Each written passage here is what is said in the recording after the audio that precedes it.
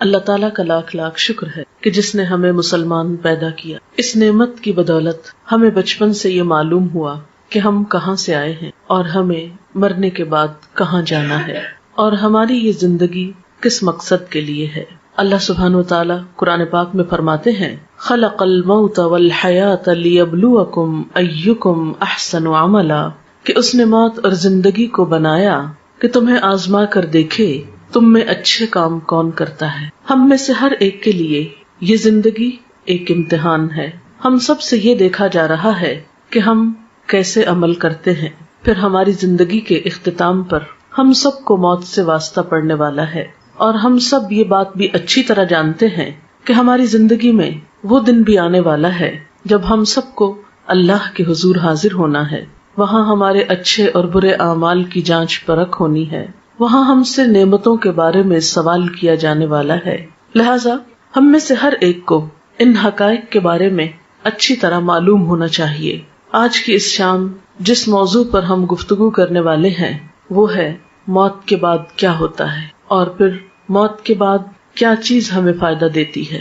تو گویا آج کی گفتگو 2 حصوں پر مشتمل ہے. ایک تو بذات خود موت اور اس کے بعد ہونے والے مرحلوں سے متعلق ہے، اور دوسری کہ مرنے کے بعد پھر وہ کون سی چیزیں ہیں جن سے ہم سب کو فائدہ پہنچ سکتا ہے. موت کے بارے میں گفتگو کرنا کوئی بہت خوشگوار بات نہیں، لیکن ہم سب جانتے ہیں کہ یہ ایک بہت بڑی حقیقت ہے جس سے کوئی بھی فرار حاصل کر نہیں سکتا. یہ ایک ایسا تلخ پیالہ ہے جو ہم میں سے ہر ایک کو پینا ہے. اس لیے عقل مند ہے وہ شخص جو آنے والے وقت سے پہلے اس کے لیے تیاری کر لے اور اچھی طرح جان لے کہ اس پر کیسی کیسی کیفیات گزرنے والی ہیں. قرآن پاک میں اللہ سبحانہ وتعالیٰ فرماتے ہیں کل نفس ذائقۃ الموت، ہر شخص کو موت کا مزہ چکھنا ہے. اور یہ بات 3 بار فرمائی گئی ہے. موت کیا ہے؟ موت زندگی کا اپوزٹ ہے، زندگی کا جوڑا ہے. ہر چیز اپنے جوڑے کے ساتھ مکمل ہوتی ہے. اسی طرح زندگی کا تصور اس وقت تک ادھورا رہتا ہے جب تک کہ موت کا ذکر نہ ہو. انسانی تخلیق کے بارے میں اللہ سبحانہ وتعالیٰ نے فرمایا وَكُنْتُمْ أَمْوَاتًا فَأَحْيَاكُمْ ثُمَّ يُمِيتُكُمْ ثُمَّ يُحْيِيكُمْ ثُمَّ إِلَيْهِ تُرْجَعُونَ.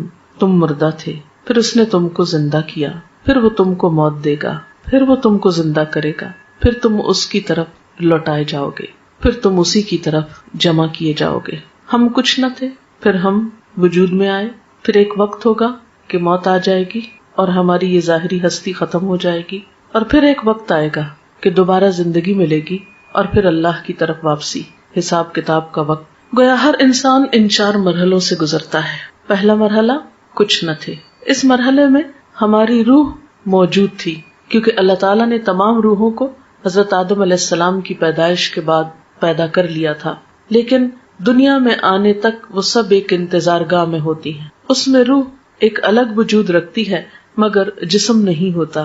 یہ کیفیت بھی موت سے ملتی جلتی ہے جب روح تنہا ہوتی ہے. پھر زندگی جب ملتی ہے تو روح کو جسم مل جاتا ہے. پھر جب موت آتی ہے تو روح جسم سے جدا کر دی جاتی ہے. پھر جب دوبارہ زندگی ملے گی تو جسم اور روح پھر آپس میں مل جائیں گے. تو گویا دوسرے لفظوں میں موت نام ہے جسم اور روح کی جدائی کا، اور زندگی نام ہے دونوں کے ملاپ کا.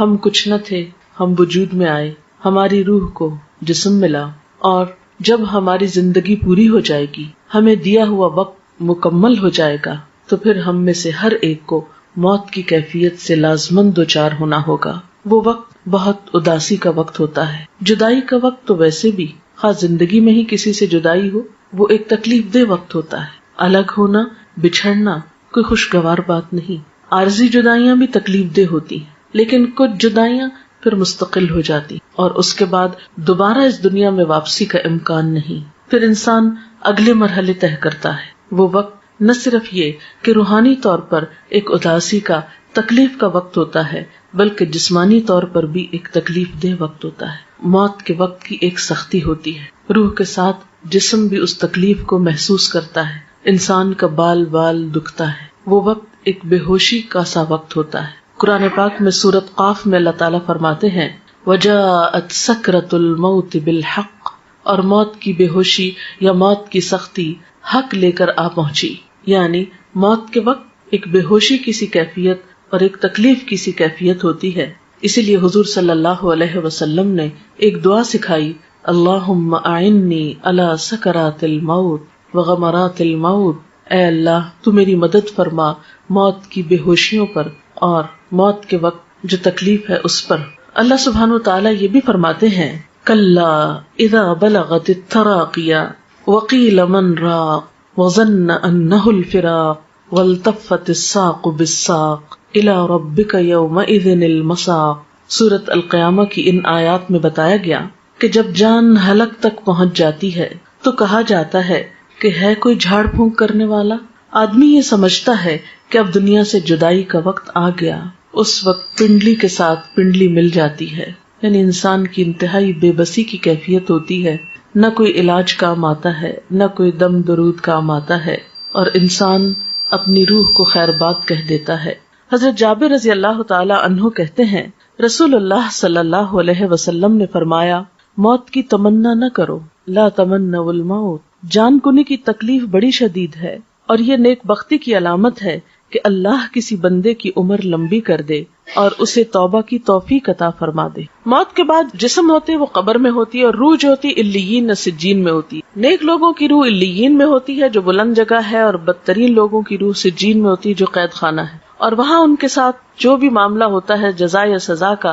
لیکن قبر کے اندر یا جسم جہاں پر بھی ہو ایک لنک اس کا برابر رہتا ہے جس سے جسم بھی تکلیف محسوس کرتا رہتا ہے، خواہ وہ ایک گھڑے کے اندر ہو یا پھیلا ہوا ہو.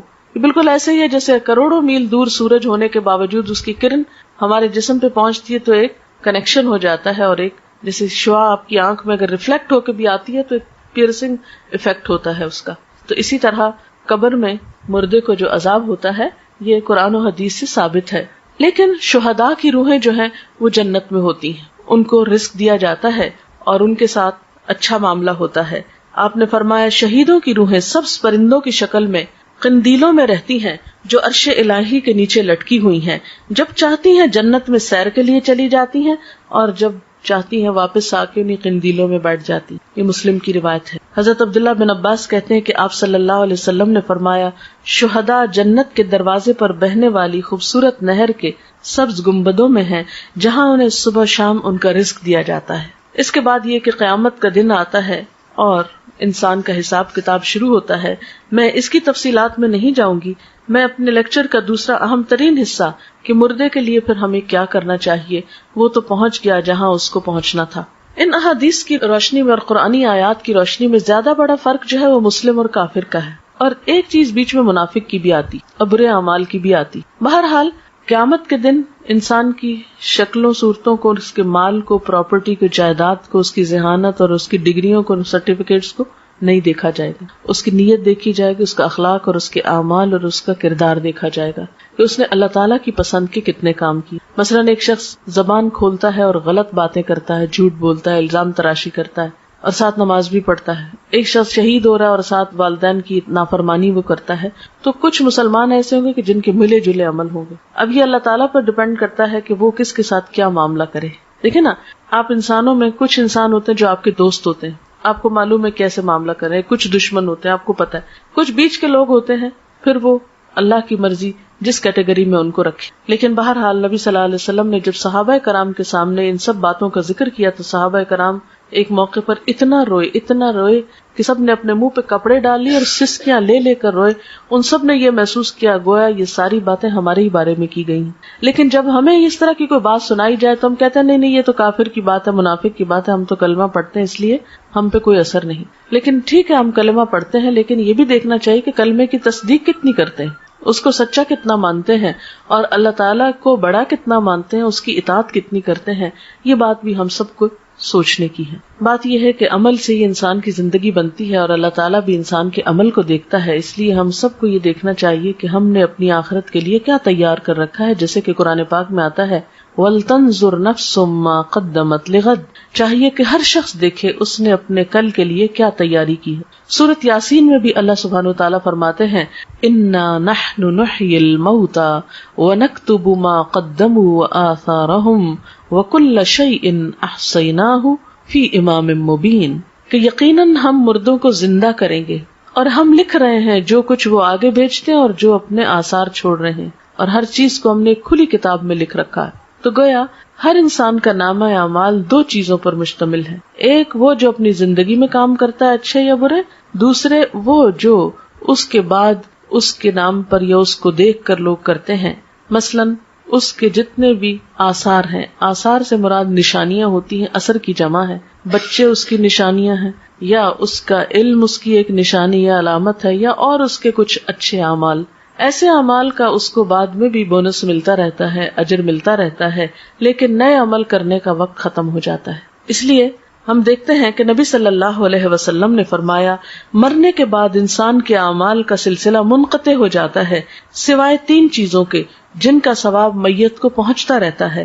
نمبر 1 صدقہ جاریہ کرنا، نمبر 2 لوگوں کو فائدہ دینے والا علم، نمبر 3 نیک اولاد جو میت کے لیے دعا کرتی ہے. تو گویا انسان کے آثار میں تین چیزیں ہیں. ایک تو یہ کہ زندگی میں انسان ایسی جگہ اپنے ہاتھ سے پیسہ لگا جائے کہ جس سے لوگوں کو فائدہ پہنچے، سے کوئی کنواں کھدوا دیا، یا کوئی اسکول بنوایا، کوئی ہاسپٹل بنوایا، یا کوئی اور اچھا کام کیا. دوسرا یہ کہ کسی کو کوئی تعلیم دے جائے، کچھ سکھا جائے، کوئی اچھی بات بتا جائے اور وہ اس پر عمل کرے. اور تیسری یہ کہ نیک اولاد جو اچھی تربیت والدین کرتے ہیں تو اس پر جو کچھ وہ نیک اولاد کام کرے گی وہ والدین کے لیے اجر و ثواب کا باعث ہوگی. حضرت انس کہتے ہیں کہ میں نے نبی صلی اللہ علیہ وسلم سے سنا، آپ فرماتے ہیں دوست تین قسم کے ہوتے ہیں، یعنی فرینڈز کی تین قسمیں. ایک دوست تم سے کہتا ہے میں تمہارے ساتھ رہوں گا یہاں تک کہ تم قبر میں پہنچ جاؤ. ایسا آدمی جب قبر میں پہنچتا ہے تو وہ دوست اس کا ساتھ چھوڑ دیتا ہے. دوسرا دوست وہ تم سے کہتا ہے تمہارا بس اتنا حصہ ہے جتنا تم نے غریبوں کو دیا، اور جو کچھ تم نے نہیں دیا اپنے پاس رکھا وہ تمہارا نہیں. اس دوست کا نام مال ہے. یعنی ایک انسانی دوست ہے جو زندگی میں ساتھ دیتا ہے، مرنے پہ ساتھ چھوڑ جاتا ہے. دوسرا مال ہے جو اگر تو اچھے کاموں میں لگا دیا جائے، دوسروں پہ خرچ کیا جائے تو بعد میں بھی کام آئے گا، اور اگر صرف اپنی ذات پر خرچ کر دیا اور اپنی خواہشات کے پورا کرنے پر تو اس سے کیا ہوگا، وہ بعد میں کام نہیں آئے گا. اور تیسرا دوست تم سے کہتا ہے کہ میں تمہارے ساتھ رہوں گا اس جگہ بھی جہاں تم داخل ہوگے، اس جگہ بھی جہاں سے تم نکل کر جاؤ گے، یعنی قبر. اس کا نام عمل ہے. آدمی حیران ہو کر عمل سے کہے گا بخدا ان تینوں طرح کے دوستوں میں سے تم میں حقیر اور معمولی چیز سمجھتا تھا، اور یہ میری بھول تھی. میں نے رشتہ داروں کے لیے، دوستوں کے لیے سب کچھ کیا، کوئی کام نہیں آیا، صرف عمل ہی ساتھ رہا. تو گویا ایک دوست انسان ہے، دوسرا مال ہے، اور تیسرا عمل ہے. انسان انسانی دوستوں کو بہت اہمیت دیتا ہے، مال کو بھی بہت چاہتا ہے، لیکن کام کرنا پسند نہیں کرتا جبکہ ساتھ اسی کو دینا ہے. حضرت ابو ہریرہ سے روایت ہے نبی صلی اللہ علیہ وسلم نے فرمایا بے شک مومن کے ان کاموں اور نیکیوں میں سے جن کا ثواب اسے مرنے کے بعد بھی پہنچتا رہے گا یہ چیزیں ہیں. یعنی اپنی زندگی میں انسان ایسے کام کر جائے جس کا اجر و ثواب اس کو مرنے کے بعد ملے. تو آپ صلی اللہ علیہ وسلم نے اب وہ کام بتائے. اب یہ حدیث ہم سب کے لیے کہ وہ کون سے کام ہیں جو آج ہم کریں تو ہمیں قبر میں بھی اس کا پروفٹ ملتا رہے گا، اس کا فائدہ ملتا رہے گا، کیونکہ عمل ہی ساتھ جائے گا نا. وہ کون سے ہیں؟ نمبر 1 وہ علم جس کو اس نے سیکھ کر پھیلایا، یعنی خود بھی سیکھا اور دوسروں کو بھی سکھایا یا پھیلایا. نمبر 2 نیک اولاد جو اپنے بعد چھوڑ گیا، کیونکہ وہ بھی جو کچھ کرے گی انسان کی کوشش ہوتی ہے نا اس میں شامل، کیونکہ اولاد کو سکھاتا ہے انسان، طالب علموں کی طرح تربیت کرتا ہے، تو جو وہ کرے گی وہ بھی ثواب ملے گا اس کو. نمبر 3 قرآن مجید جس کا وہ دوسرے کو وارث بنا گیا، یعنی اس کے اپنا تھا جس سے پڑھتا تھا کرتا تھا، پھر وہ کسی کو دے گیا اور کوئی اور اس کو پڑھ رہا ہے. نمبر 4 مسجد جو وہ تعمیر کر گیا. نمبر 5 مسافروں کے ٹھہرنے کے لیے گھر بنا گیا، یہ کوئی ہاسٹل بھی ہو سکتا ہے، کوئی مسافر خانہ، سرائے، کچھ بھی ہو سکتا ہے. نمبر 6 نہر جاری کر گیا، یعنی پانی کا انتظام کر گیا. نمبر 7 صدقہ خیرات جو وہ اپنے مال میں سے اپنی تندرستی اور زندگی کی حالت میں نکال کے گیا، یعنی کہ مرتے وقت یہ فلاں کو دے دو فلاں کو، وہ تو پھر ہو گیا اوروں کا. ان چیزوں کا اس کو مرنے کے بعد بھی ثواب پہنچتا رہے گا. یعنی یہ وہ اعمال ہے کہ جو مرنے کے بعد بھی انسان کے کام آتے ہیں. حضرت ابو ہریرہ سے روایت ہے سعد بن عبادہ کی والدہ فوت ہو گئی تو سعد نے کہا اے اللہ کے رسول صلی اللہ علیہ وسلم میری ماں فوت ہو گئی ہے، کیا میں اس کی طرف سے خیرات کر سکتا ہوں؟ آپ نے فرمایا ہاں. عرض کی کون سی خیرات بہتر رہے گی؟ فرمایا پانی پینے کا انتظام، یعنی دوسروں کو پانی پلانے کا انتظام کرو. تو مرنے والے کے لیے یہ نیکی بھی باعث ثواب ہے، خواہ انسان اپنی زندگی میں خود کر جائے یا اس کے بعد اس کی اولاد کرے یا وارث کرے. پھر علم کے بارے میں آپ صلی اللہ علیہ وسلم نے فرمایا بے علموں کو علم سکھانا صدقہ ہے. حصول علم کے راستے پہ چلنے والے کے لیے اللہ تعالیٰ جنت کا راستہ آسان کر دیتے ہیں. یعنی علم جو ہے انسان کے لیے بہترین صدقہ جاریہ ہے. انسان اگر سیکھتا ہے، سکھاتا ہے، کوئی کتاب لکھتا ہے، کوئی مضمون لکھتا ہے، کوئی کسی کو تعلیم دیتا ہے، کسی طالب علم کی فیس دیتا ہے، کوئی اسکول بنوا دیتا ہے، کوئی مدرسہ بنواتا ہے، کچھ بھی جو علم کی ایکٹیویٹی یا ترقی کے لیے، اور آج کا دور جیسے کمپیوٹر اور انٹرنیٹ کا دور ہے یا اور وسائل، تو کوئی بھی ایسا آلہ یا چیز خریدنا یا تیار کرنا یا ایجاد کرنا، وہ سب اس میں شامل ہے جس سے خیر کی بات عام ہو سکے. پھر نیک اولاد، یعنی انسان کی زندگی میں بہت چانس ہے کہ اپنے بچوں کی، اور خصوصاً آپ مائیں ہیں جن کے پاس بچوں کو وقت زیادہ ملتا ہے رہنے کا، ان کی اچھی تربیت کرے. آپ نے فرمایا سب سے پاکیزہ کھانا جو تم کھاتے ہو اپنے ہاتھ کی کمائی سے ہے، اور تمہاری اولاد بھی تمہاری کمائی میں شامل ہے. یعنی گویا اولاد کو قرآن و سنت کا علم دینا، اچھی تمیز، اخلاق، ادب سکھانا جو ہے اجر و ثواب کا باعث ہے. ایک اور چیز جو میت کو فائدہ دیتی ہے وہ دعا ہے. ایک مسلمان جب اپنے بھائی کی عدم موجودگی میں دعا کرتا ہے تو وہ قبول ہوتی ہے، اور اس آدمی کے پاس ایک نگران فرشتہ ہوتا ہے جو کہتا ہے کہ جو دعا تم اپنے بھائی کے لیے کر رہے ہو وہی تم کو بھی ملے. پھر اسی طرح ایک حدیث میں آتا ہے کہ قبر میں میت کی مثال ڈوبنے والے اور فریاد کرنے والے کی طرح ہوتی ہے، جو اپنے ماں باپ یا بہن بھائی یا کسی دوست کی دعا کا منتظر رہتا ہے، اور جب وہ اسے پہنچتی ہے تو دنیا کی ہر چیز سے زیادہ پیاری اس کو وہ دعا ہوتی ہے جو دوستوں کی طرف سے اس کو ملتی ہے یا اولاد کی طرف سے. آپ صلی اللہ علیہ وسلم نے فرمایا بے شک اللہ تعالیٰ اہل دنیا کی دعا سے اہل قبور کو پہاڑوں کے برابر اجر عطا کرتا ہے. یعنی ہماری دعائیں مردوں کے حق میں کیسے ثابت ہوتی ہیں؟ جیسے پہاڑ جتنا تحفہ، جو معمولی چیز نہیں ہے کسی مرنے والے کے لیے دعا کرنا. مردوں کے لیے زندوں کی طرف سے بہترین تحفہ ان کے لیے استغفار کرنا، یعنی ان کی بخشش کی دعا کرنا ہے. اور وہ دعا کیا ہے؟ اللہم اغفر لہ وارحمہ وعافہ واعف عنہ واکرم نزلہ ووسع مدخلہ واغسلہ بالماء والثلج والبرد ونقہ من الخطایا کما ينقى الثوب الابيض من الدنس اللهم ابدله دارا خيرا من داره واهلا خيرا من اهله وزوجا خيرا من زوجه اللهم ادخله الجنة واعذه من عذاب القبر ومن عذاب النار. تو یہ مسنون دعا ہے جو آپ صلی اللہ علیہ وسلم مردے کے لیے پڑھتے تھے. ہم سب کو بھی اپنے والدین کے لیے اور دیگر رشتہ داروں کے لیے یا دوستوں کے لیے جو دنیا سے چلے جائیں یہی دعا کرنی چاہیے. ہم سب کے پاس جو وقت ہے، صحت ہے، جوانی ہے، یہ ساری نعمتیں ایسی ہیں کہ جن کے بارے میں ہم سے سوال کیا جائے گا، حساب ہوگا. تو بات یہ ہے کہ ہمیں دو کام کرنے ہیں. ایک تو یہ کہ اپنے لیے ایسے کام کرنے ہیں جو ہمارے مرنے کے بعد ہمارے اپنے لیے صدقہ جاریہ بنے. دوسرے وہ کام ہیں جو ہمیں اپنے عزیز دوستوں، رشتہ داروں، والدین اور دیگر اقرباء کے لیے کرنے ہیں اگر وہ دنیا سے چلے جائیں، کیونکہ وہ اب اپنے لیے خود کچھ نہیں کر سکتے، وہ اب آپ کی دعاؤں کے محتاج ہو گئے. تو سب سے پہلی بہترین چیز جو کرنی ہے آپ کو وہ دعا کرنی. نمبر 2 یہ کہ ان کے لیے صدقہ خیرات کرنا ہے، اور خاص طور پر اگر وہ کوئی قرضہ چھوڑ گئے تو پہلے اس کو ادا کریں، ان کی وراثت تقسیم کرنے میں مدد کریں اہل خاندان کی. تیسری چیز، اگر ان کے روزے چھوٹ گئے ہیں تو اس کو ادا کریں، چاہے خود رکھیں یا اس کا کفارہ دیں. اور چوتھی چیز یہ کہ ان کے لیے صدقہ خیرات کا اہتمام، جیسے کنویں کھدوانے کی شکل میں یا پانی پلانے کی شکل میں یا اور کسی بھی طریقے سے. تو دعا، قرضوں کی ادائیگی، علم کا پھیلانا، یہ تمام چیزیں جو ہیں یہ میت کو فائدہ دیتی ہیں. وآخر دعوانا ان الحمد للہ رب العالمین. اب اگر آپ کے پاس کوئی سوال ہے تو آپ وہ کر سکتے ہیں. میں نے اسی لیے ذرا سا پہلے چھوڑا ہے کہ دعا کا بھی وقت مل جائے، اور اگر کوئی بات آپ کے ذہن میں ہو جو اس لیکچر سے واضح نہیں ہوئی تو اس سے آپ کو فائدہ ہو جائے. شرک کا مطلب ہوتا ہے کسی کو شریک کرنا. اللہ تعالیٰ کی ذات میں، اس کی صفات میں، اس کے حقوق میں، اختیارات میں کسی اور کو شریک سمجھنا شرک ہوتا ہے. ذات میں شرک کیا ہے؟ جیسے اللہ تعالیٰ کو الہ ماننے کے علاوہ پتھروں کے بت یا فرشتوں یا نیک انسانوں کو بھی پوجنا، یعنی خواہ وہ کوئی قبر ہو یا پتھر کا کھڑا بت ہو یا کوئی فرشتہ ہو یا پھر مورت ہو یا کوئی بھی چیز. صفات میں شرک یہ ہوتا ہے کہ جو قوت اللہ کے پاس ہے وہ اوروں کے پاس بھی. مثلا وہ رزق دیتا ہے تو ہم یہ آس لگا لیں کوئی اور بھی دیتا ہے. اگر وہ دعائیں سنتا ہے تو ہم سمجھے کوئی اور بھی ہماری پکار سننے والا ہے. اگر وہ رزق اور اولاد دیتا ہے تو ہم سمجھے کسی انسان کے ہاتھ میں بھی ہے، نعوذ باللہ. ایسا یہ صفات میں شرک ہوتا ہے. کسی کو قسمتوں کا بنانے بگاڑنے والا ماننا نہیں، یہ سب صرف اللہ ہی کرتا ہے. ان یمسسک اللہ بضر فلا کاشف لہ الا، اگر تم کو کوئی نقصان پہنچے تو اس کو دور کرنے والا کوئی نہیں سوائے اللہ کے. اگر یہ سمجھنا کہ ہمارا غم اور مشکل کشائی کوئی اور کر دے گا، یہ شرک. اسی طرح حقوق کے، جیسے عبادت اللہ کی ہونی چاہیے، اگر آپ غیر اللہ کی شروع کر دیں، نماز، روزہ، سجدہ وغیرہ، تو یہ شرک. اختیارات، یہ کہ جیسے اختیارات اللہ کے اگر کسی اور میں سمجھے تو یہ بھی شرک. سوال ہے میت کے نام پر کھانا پکا کر کسی کو کھلانا یا مسجد میں بھیجنے سے میت کو فائدہ ہے یا نہیں؟ اگر وہ کسی غریب کو آپ کھلا رہے ہیں، کسی ضرورت مند کو دے رہے ہیں، تو انشاءاللہ فائدہ پہنچے گا، یعنی صدقہ اس کے نام پر آپ کر رہے ہیں، اس کو فائدہ پہنچانے کا۔ لیکن اگر وہ پکا کر خود ہی بیٹھ کے کھا لیتے ہیں، جیسے ہمارے ہاں ہوتا ہے کہ تیسرے دن کل کرتے ہیں اور اس میں اچھے اچھے فروٹ کاٹتے ہیں اور وہ سب آئے ہوئے دوست رشتہ دار کھا پی کے گھروں کو چلے جاتے ہیں، پارٹی کا سما ہوتا ہے، تو یہ تو کوئی صدقے کی قسم نہیں ہے۔ یا پھر یہ کہ ہر جمعرات کو ہم اسی طرح کا کام کرتے ہیں، یا 40 دن گزرنے پر ہم دیگ چڑھاتے ہیں اور سب ایک جیسے دعوت ہو رہی ہے سب کی، آئے بیٹھے کچھ اور کھایا پیا اور چلے گئے، تو صدقہ ہے نا، یعنی کسی غریب کو کھلانا، کسی ضرورت مند کو دینا۔ تو میت کے نام پر اگر آپ صدقہ کرنا چاہتے ہیں تو ضرورت مندوں کو دیں، یتیموں کو دیں، بیواؤں کو دیں، مسکینوں کو دیں، یہ صدقہ ہوگا۔ 13 شعبان کو میت کے حوالے سے کوئی چیز قرآن و سنت سے ثابت نہیں ہے۔ اچھا، اب آپ دیکھیں کہ میت کے لیے مثلاً اگر صدقہ کرنا ہے اور آپ کو غریب مسکین کو بھی آپ نے کھانا کھلا دیا، تو اور کیا کریں؟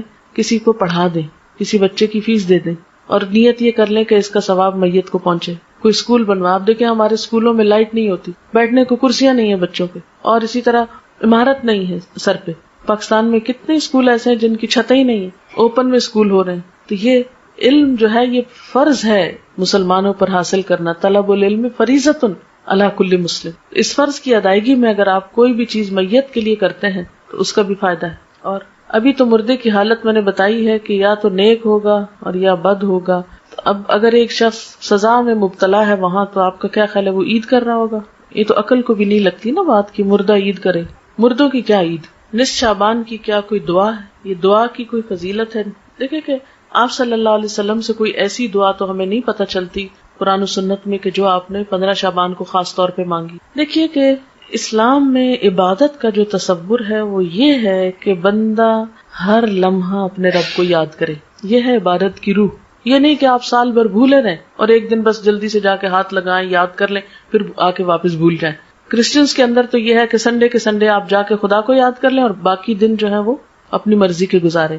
اسلام میں کیا ہے؟ فاذکرونی اذکرکم، مجھے یاد کرو میں تم کو یاد کروں گا۔ نبی صلی اللہ علیہ وسلم کا طریقہ کیا ہوتا تھا؟ کان یذکر اللہ فی کل احیان، آپ اللہ کو ہر لمحہ یاد کیا کرتے تھے۔ الذین یذکرون اللہ قیاما وقعودا وعلی جنوبہم، وہ لوگ جو اللہ کا ذکر کرتے رہتے ہیں کھڑے اور بیٹھے اور لیٹے۔ یہ ہے عبادت کا تصور۔ جیسے نمازیں، دن میں 5 نمازیں فرض ہیں، اس کی پابندی لازم ہے، اس کو نہ پڑھنے پہ سخت پکڑ ہے۔ قیامت کے دن پہلا سوال نماز کے بارے میں ہوگا۔ پھر اس کے بعد سال میں روزے فرض ہیں، وہ اگر رمضان کے بغیر آپ رکھیں گے تو اس کو کوئی فائدہ نہیں، وہ نفل شمار ہوگا۔ ایک روزہ رمضان کا بغیر کسی وجہ کے چھوڑ دینا، اس کے بدلے میں زندگی بھر روزے رکھے تو وہ اجر نہیں ملتا۔ یعنی پوری زندگی آپ روزے رکھے نا اور ایک چھوڑ دیں رمضان کا روزہ تو وہ برابر نہیں ہو سکتا اجر۔ پھر حج فرض ہے صاحب استطاعت لوگوں پر، اور حج کے لیے دن مقرر ہے، مہینہ مقرر ہے، وقت اور جگہ مقرر ہے۔ اگر اس پہ آپ نہیں پہنچے تو آپ کا حج نہیں ہوا۔ عیدوں کا دن مقرر ہے، زکوٰۃ کے لیے کہ جب آپ کا سال پورا ہو، سال میں کسی بھی وقت جب آپ کا ٹائم پورا آپ دے دیں۔ یہ تو ہے مقرر دن، مقرر وقت، مقرر جگہ، مقرر طریقے۔ باقی کیا ہے؟ ہر وقت اللہ کو یاد کرو، ذکر کرو، توبہ استغفار کرو، تسبیح کرو، صدقہ خیرات کرو، کچھ بھی کرو۔ لیکن ہم نے کیا کیا ہے کہ کچھ مخصوص دنوں کو بس خاص کر لیا عبادت کے لیے اور باقی زندگی اپنی مرضی کے لیے۔ یہ طریقہ کار درست نہیں ہے۔ اس میں پھر خاص طور پر جو چیزیں بہت زیادہ زور پکڑ رہی ہیں وہ رجب کی 27 تاریخ کو عبادت کر لینا یا 15 شعبان کو کر لینا، حالانکہ حضور صلی اللہ علیہ وسلم شعبان میں اتنی کثرت سے روزے رکھتے تھے کہ اور کسی مہینے میں رمضان کے علاوہ نہیں۔ آپ کہتے تھے کہ اس مہینے میں اعمال اللہ کے حضور پیش کیے جاتے ہیں کہ میرا جی چاہتا ہے کہ جب میرے عمل اللہ کے حضور پیش کیے جائیں تو میں روزے سے ہوں، یعنی اتنا اجر و ثواب ہے اس مہینے میں روزے رکھنے۔ لیکن ہم لوگوں نے باقی تو نفلی روزے بھول کے صرف ایک 15 کا روزہ رکھ لیتے ہیں، حالانکہ آپ نے صرف ایک دن مخصوص نہیں کیا اس کے لیے۔ ہاں 15 کے بعد روزے رکھنے سے منع کیا ہم کو تاکہ اگلے رمضان کے اوپر اثر نہ پڑے۔ باقی اس مہینے میں صدقہ خیرات کریں، ذکر اذکار کریں، نمازیں پڑھیں، جو بھی کریں اچھے کام وہ آپ کو فائدہ دیں گے۔ لیکن صرف مخصوص اوقات میں مخصوص طریقے کی مخصوص نماز پڑھ کے فارغ ہو جانا اور پھر فرائض کی بھی پابندی نہ کرنا، یہ بات درست نہیں۔ عورتوں کے قبرستان جانے کے بارے میں یہ کہ پسندیدہ نہیں ہے، کبھی ایک آدھ بار چلا جائے انسان عبرت کے لیے تو اور بات ہے، جیسے حضرت عائشہ سے روایت ہے ایک دفعہ وہ گئی تھی اپنے بھائی کی قبر پر، یا یہ کہ آپ لوگ کہیں بازار سے گزر رہے ہوتے ہیں تو راستے میں قبرستان ہے اور گاڑی گزر رہی تو آپ بھی دعا پڑھ دیں۔ لیکن اسپیشلی قبرستان کے اندر جا کے کسی قبر کے پاس بیٹھ رہنا اور عورتوں کا کثرت سے جانا، اس کو ناپسند کیا گیا ہے۔ کوئی شخص مر گیا، اس کے نام پر کھانا پکانا اور فاتحہ پڑھنا کیا درست ہے؟ میں نے بتایا نا ابھی کہ اس کی طرف سے صدقہ کرنے کے لیے آپ کسی غریب کو دے دیجئے اور کسی ضرورت مند کو کھلائیے. آپ اس کے نام پہ صدقہ کر سکتے. نام سے مراد یہ کہ اس کی طرف سے کہ اس کو ثواب پہنچے، صدقہ خیرات آپ کر سکتے ہیں. جی فاتحہ جو ہے یہ تو اپنی ہدایت کی دعا ہوتی. سورۃ الفاتحہ میں کیا ہے؟ ایاک نعبد و ایاک نستعین اہدنا الصراط المستقیم. ہم صرف تیری عبادت کرتے ہیں اور تجھ سے ہی مدد مانگتے ہیں، ہمیں سیدھا راستہ دکھا. تو مردے کو تو ہدایت کی دعا نہیں چاہیے، مردہ تو مر گیا، اس کو تو اب بخشش کی دعا چاہیے. اس لیے اس موقع پر کچھ مخصوص ذکر آپ صلی اللہ علیہ وسلم نے ہمیں نہیں سکھایا. بس نیت کریں، خواہ گھر میں نہیں بھی پکائیں. دیکھیں کتنے لوگ ہیں جو گھر میں کھانا پکا سکتے ہیں. کئی لوگ جو ہیں وہ ان میں ہمت نہیں، کوئی بیمار ہے، کوئی مصروف ہے، کوئی کسی کے پاس اتنی وسعت نہیں. تو آپ بے شک راشن دے دیں، آپ پیسہ دے دیں، آپ کسی بھی طرح کسی کی مدد کر دیں. ضروری نہیں کہ پکا کے سامنے رکھ کے پڑھ کے پھر دیں. یہ ہم نے خود رواج نکال لیا ہے. دعا کرنا جو ہے میت کو سب سے زیادہ فائدہ دیتا ہے. دیکھیں ہمارا دعا پہ کچھ خرچ نہیں آتا. اذان سن لیجئے پھر دعا کرتے ہیں. سبحان اللہ وبحمدہ عدد خلقہ ورضا نفسہ وزنۃ عرشہ ومداد کلماتہ. سبحان اللہ العظیم. اللہم صل علی محمد وعلی آل محمد کما صلیت علی ابراہیم وعلی آل ابراہیم انک حمید مجید. اللہم بارک علی محمد وعلی آل محمد کما بارکت علی ابراہیم وعلی آل ابراہیم انک حمید مجید. ربنا آتنا فی الدنیا حسنۃ وفی الآخرۃ حسنۃ وقنا عذاب النار. ربنا لا تزغ قلوبنا بعد اذ ہدیتنا وہب لنا من لدنک رحمہ انک انت الوہاب. ربنا ہب لنا من ازواجنا وذریاتنا قرۃ اعین واجعلنا للمتقین اماما. ربنا لا تؤاخذنا ان نسینا او اخطأنا. ربنا ولا تحمل علينا إصرا كما حملته على الذين من قبلنا. ربنا ولا تحملنا ما لا طاقة لنا به واعف عنا واغفر لنا وارحمنا أنت مولانا فانصرنا على القوم الكافرين. یا اللہ پاک جو کچھ ہم نے پڑھا ہے سنا ہے اپنی رحمت سے اسے قبول فرما. یا اللہ جو باتیں آپ کی مرضی کے مطابق ہوئی ہیں، آپ کو پسند آئی ہیں، ہم سب کو اس پر عمل کی توفیق عطا فرما. اگر کوئی بات بھولے سے زبان سے ایسی نکلی ہے جو آپ کو پسند نہیں آئی تو ہم سب کو اس سے دور کر دے. یا اللہ تو ہمارے گناہوں کو معاف کر دے، ہمیں ہدایت عطا فرما، ہمیں ان کاموں کی توفیق دے جن سے تو راضی ہو جائے. اللہ ہمیں اپنی محبت عطا کر دے، اپنے حبیب محمد صلی اللہ علیہ وسلم کی محبت عطا کر دے، نیک بندوں کی محبت عطا کر دے.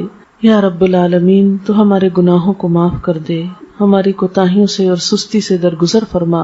یا اللہ تو ہمیں اس زندگی میں ان کاموں کی توفیق دے جن سے تو راضی ہو جائے. اللہ ہمارے والدین پر اپنی رحمت فرما. یا رب العالمین ریحانہ اور رخسانہ کی والدہ پر اپنی رحمت فرما، ان کے درجات بلند فرما، ان کو اپنی عافیت میں رکھ، ان کو جنت الفردوس کے اعلیٰ مقام میں جگہ عطا فرما، انہیں آخرت کی بہترین بھلائیاں نصیب فرما، ان کی اولاد کو ان کے لیے صدقہ جاریہ بنا، انہیں بہترین نیک اعمال کی توفیق دے جو ان کی والدہ کے لیے بہترین اجر کا سبب ہوں. یا رب العالمین ہم سب بھی اس رستے کے مسافر ہیں، ہمیں بھی ان کاموں کی توفیق دے جو ہمیں وہاں کام آنے والے ہیں. ہماری موت کی سختی کو ہم پہ آسان کر دینا، نیک فرشتوں سے ہمارا واسطہ ہو. یا اللہ ہمیں قبر کے عذاب سے بچانا. یا اللہ تو ہمارا خاتمہ ایمان پر فرمانا، آخری وقت کلمہ نصیب فرمانا. یا اللہ ہماری اولادوں کو ہماری آنکھوں کی ٹھنڈک بنا، انہیں دنیا اور آخرت میں کامیابی دے. یا اللہ ہمیں نیکی کے کاموں کی توفیق دے، برائیوں سے بچنے کی توفیق عطا کر دے. اپنی ذات پر ہمیں مکمل ایمان اور بھروسہ عطا کر دے. جتنی بہنیں یہاں آئی ہیں سب کا آنا قبول کر، اس گھر پر اپنی خیر و برکت نازل فرما، سب کے دکھ تکلیفیں پریشانیاں دور فرما، ہم سب کو اپنی رحمت سے ڈھانپ لے، ہم سے درگزر فرما. تو ہی ہمارا مولا ہے، ہم سب پر اپنی رحمت فرما. ربنا تقبل منا انک انت السمیع العلیم وتب علینا انک انت التواب الرحیم. وصلی اللہ تعالی علی خیر خلقہ محمد وعلی آلہ واصحابہ وأهل بيته أجمعين برحمتك يا أرحم الراحمين. إلهي آمين. سبحانک اللہم و بحمدک نشہد ان لا الہ الا انت نستغفرک و نتوب الیک۔ رخسانہ، کچھ کیسٹ اور کتاب شاید آپ کو اپنی والدہ کے صدقہ جاریہ کے لیے تقسیم کرنا چاہتی ہیں، اس کے لیے میں آپ کو تھوڑا سا گائیڈ کرنا چاہوں گی کہ جب بھی آپ نماز پڑھیں اور قرآن پاک پڑھیں تو یہ چھوٹی سی دعاؤں کی کتاب ہے، اس کو آپ اپنے پرس میں رکھ لیں، اپنے کہیں بھی قریب رکھ لیں۔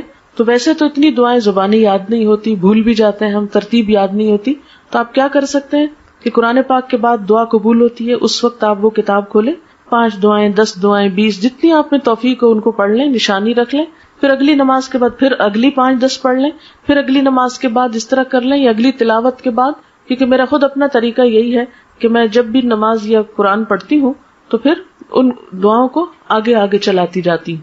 اس طرح الحمدللہ قرآن کی دعائیں اور نبی صلی اللہ علیہ وسلم کی جو مسنون دعائیں ہیں جس میں دنیا آخرت کی ہر بھلائی کا ذکر ہے، ہمارا اپنا دماغ اتنا کام نہیں کرتا، تو وہ آپ پڑھتے جائیں۔ اس کا ایک تو فائدہ آپ کو خود ہوگا، دوسرا یہ کہ جن کے صدقہ جاریہ کے لیے یہ دیا جا رہا ہے ان کو بھی ثواب پہنچے گا۔ دوسرا ایک کیسٹ ہے، اس کیسٹ کا نام ہے واپسی۔ یہ ہماری ایک بچی تھی، طالبہ تھی، وہ فوت ہو گئی، اچانک اس کا ایکسیڈنٹ ہوا تو فوت ہو گئی۔ وہ اتنی نیک بچی تھی کہ خود پڑھتی بھی تھی اور پڑھاتی بھی تھی اور ہر ایک کی مدد کے لیے تیار رہتی تھی، تو اس کی زندگی ایک بہت مثالی زندگی تھی۔ اور اس کے علاوہ تعزیت کے کچھ آداب اور واپسی کا جو سفر ہے دنیا سے، اس پہ کچھ باتیں اس کیسٹ میں موجود ہیں، آپ خود بھی سنیں، اوروں کو بھی سنائیں، تو اس سے بھی انشاءاللہ ان کی والدہ کے لیے بھی اور خود اس بچی کے لیے جو فوت ہوئی ہے ایک صدقہ جاریہ ہوگا۔ اگر ہم دوسروں کے لیے بھلائی سوچیں گے، ہم دوسروں کے لیے خیر سوچیں گے، تو انشاءاللہ اللہ تعالی ہمارے لیے بھی کوئی خیر کا راستہ نکال دے گا۔ السلام علیکم ورحمۃ اللہ وبرکاتہ۔